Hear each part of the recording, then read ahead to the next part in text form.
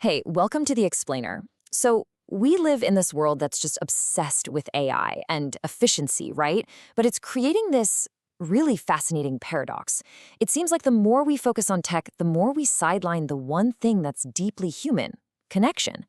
So, let's get into it and unpack why that's happening. I mean, it's a super strange pattern when you think about it, right? On one hand, the need for us to actually collaborate, to share what we know, it's just skyrocketing. But at the same time, organizations seem to be pulling back on the very thing that makes all of that possible: community. So, yeah, let's start by digging into that puzzle. And this leads us right into what you could call the community paradox. It's this growing and honestly kind of baffling gap between what people on the ground know they need to succeed and what leadership actually seems willing to invest in. Okay, so just to make sure we're all on the same page here, let's quickly define what we're talking about. When we say communities, a lot of the time we mean communities of practice. Now, these aren't your typical teams or departments. Nope. They're more like these organic groups of people who are just driven by a shared passion to get better at what they do together. And this is where you can really see that disconnect crystal clear. You've got practitioners, the people doing the work, who know that collaboration is absolutely essential. But then you have leadership, and they're often pulling back. Why? Well, they'll cite the usual suspects. It costs too much, takes too much time, and that classic hurdle: proving a short-term ROI.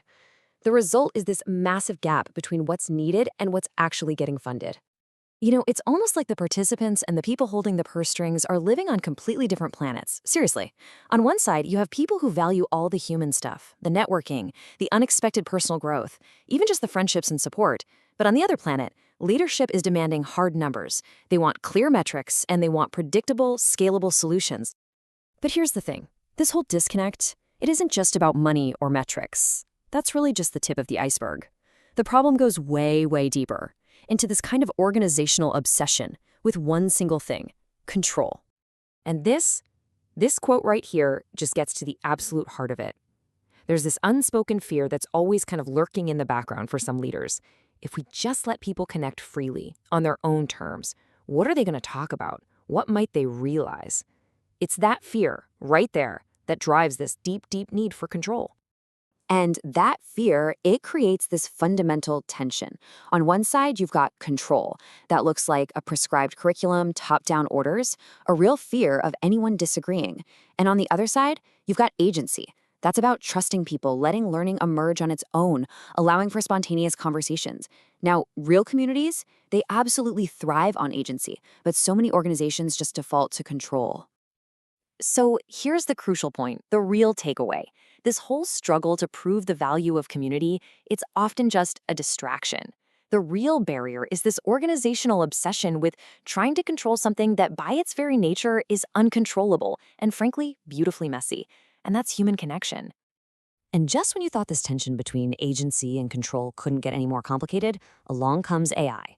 It's this incredibly powerful new force that's basically pouring gasoline on the fire, acting as both a potential threat and a really powerful assistant.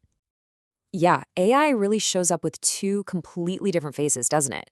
As a threat, it's draining budgets away from people-focused stuff, it's replacing junior roles, and it's flooding the internet with low-value machine-generated content. But as an assistant, wow, it has the potential to connect people with amazing ideas, analyze how groups work together to make them better, and support knowledge sharing in some seriously powerful new ways. And this brings up a huge, critical, long-term question. I mean, think about it. Organizations are already replacing junior-level tasks with AI because, hey, it seems efficient. But hold on. If we do that, where are our future experts going to come from?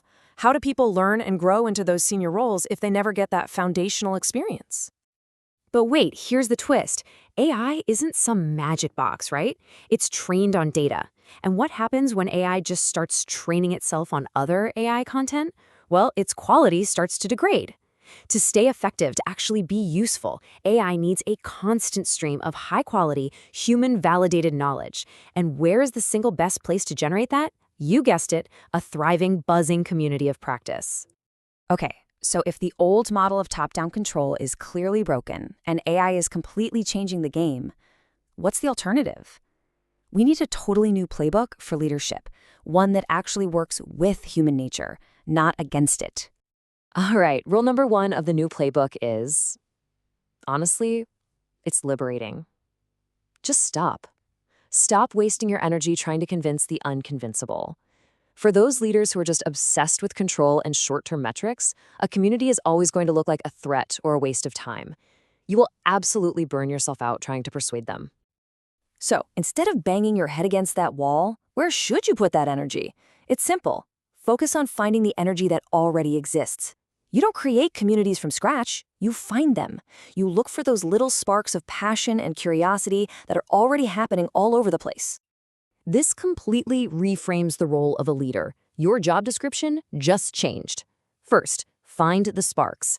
Identify where people are already gathering with passion and a real sense of purpose.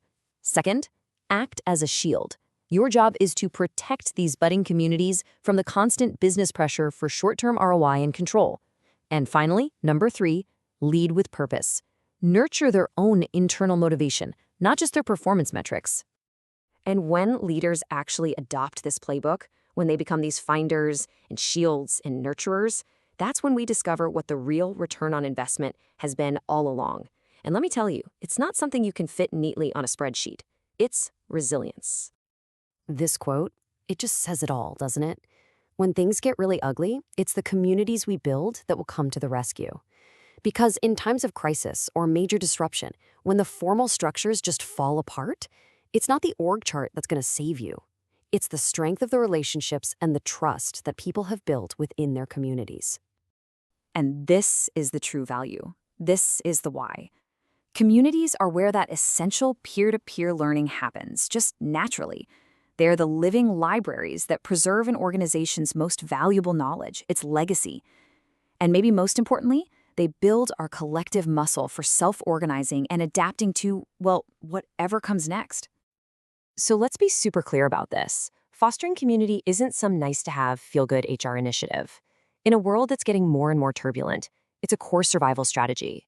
It's about building the human capacity to navigate uncertainty together. And this is the ultimate takeaway right here. We have got to stop trying to justify community with the old world metrics of quarterly reports. Its real value isn't measured in financial returns. It's measured in our collective resilience, our ability to adapt and survive together. So I'll leave you with this one question to really think about. As we all rush to implement AI and optimize every little thing for efficiency, who in your organization is actually protecting and nurturing the one thing that AI can never, ever replace? Who is protecting your humanity?